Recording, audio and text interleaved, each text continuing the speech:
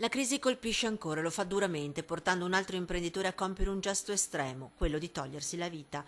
Giorgio Zanardi, 74 anni, a gennaio si è impiccato. È accaduto ancora. È il secondo suicidio a Padova nel giro di pochi giorni dopo quello del benzinaio di via Gattamelata. Un altro imprenditore si è ucciso. Ha deciso di fare l'ultimo atto, l'ultimo gesto nella sua azienda, quella per cui aveva sacrificato tutto per farla nascere e vivere. Per quell'azienda, la Zanardi Editoriale di via Venezuela, in zona industriale a Padova, che rischiava di perdere per i troppi debiti.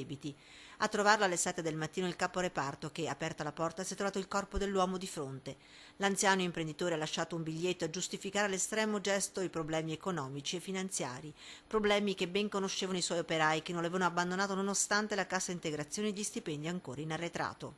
Il problema era di una situazione pregressa che si continuava, si trascinava, mai risolta con scelte giuste, appropriate, tecniche.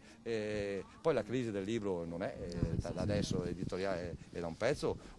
Il colpo di grazia, raccontano i lavoratori, sarebbe arrivato prima di Natale, quando le banche hanno chiuso il fido. La Zanardi infatti aveva goduto per 2 anni dalle banche di una moratoria sul debito e 2 miliardi di fido. Poi, poco prima di Natale, le cose sono precipitate, non ci sono stati più soldi nemmeno per comprare la carta. Un'azienda di nicchia ma con un suo mercato e pochi concorrenti. Giorgio Zanardi vedeva morire la sua azienda, un dolore al quale non ha saputo far fronte, andando ad aggiungersi alla triste lista dei tanti imprenditori che dall'inizio della crisi hanno deciso di togliersi la vita. È uno di tanti che hanno deciso di uccidersi per questi motivi economici, eccetera, no? Eh, cioè, se possiamo fare un torto a questa nostra società è che lascia sole le persone. Da gennaio il nuovo amministratore sta cercando di salvare il salvabile grazie ad un concordato preventivo. Nel mirino ancora una volta le banche che hanno chiuso i rubinetti dell'azienda, istituti di credito attacca l'amministratore che hanno goduto di fondi.